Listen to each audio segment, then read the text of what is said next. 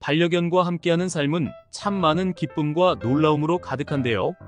가끔 우리의 귀여운 반려견들이 예상치 못한 행동을 보일 때가 있죠. 오늘은 그 중에서도 갑자기 점프를 하는 반려견의 행동에 대해 알아보려고 합니다. 갑작스러운 점프. 우리 아이들의 속마음은 무엇일까요? 강아지가 갑자기 점프를 하는 이유는 첫째, 흥분과 즐거움. 반려견이 무언가에 흥미를 느끼거나 놀이를 즐기고 있을 때 기쁨과 흥분으로 인해 점프하는 행동을 보일 수 있습니다. 주변 환경이나 소리, 냄새 등이 그들의 호기심을 자극할 수도 있습니다. 둘째, 관심 끌기. 주인의 관심을 끌고 싶을 때나 원하는 것을 얻기 위해 점프하는 행동을 할 수 있습니다. 셋째, 운동과 활동 욕구. 신체적으로 활발하고 적극적인 반려견은 운동과 활동 욕구를 충족시키기 위해 점프하는 행동을 하기도 합니다.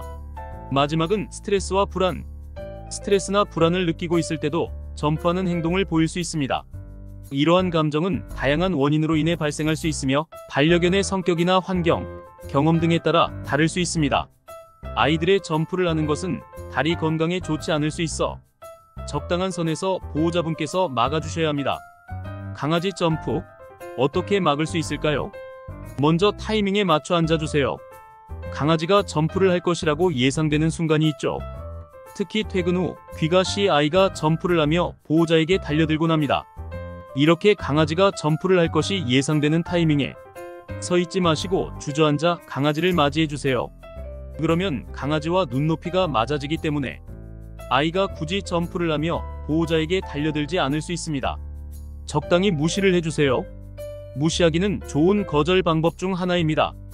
강아지가 점프하는 행동을 무시함으로 아이의 행동에 대한 결과를 만들어주지 않고 그로 인해 그 행동에 흥미를 잃게 하는 것입니다.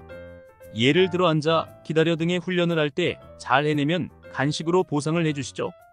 아이들은 그렇게 자기의 행동에 대한 피드백이 있을 경우 신나서 그 행동을 잘 해내기도 합니다.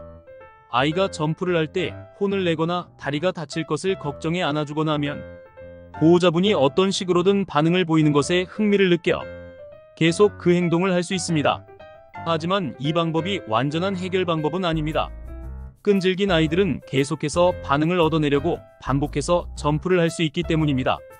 점프를 할 때는 무시하고 이후 강아지가 포기하고 앉거나 누웠을 때 칭찬을 하며 간식 보상을 하는 것까지 이어지는 것이 좋습니다.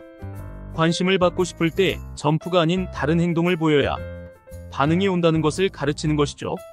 바디 블로킹으로 몸을 막아주세요. 강아지가 점프를 할 때 블로킹을 해서 점프에 대해 불쾌한 기억을 만들어주는 방법도 있습니다.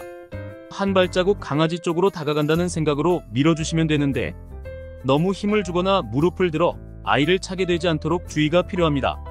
하지만 아이가 밀어내는 행동을 놀이라고 생각해 더 흥분을 하고 신난다면 조금씩 강도를 올리는 것도 좋습니다.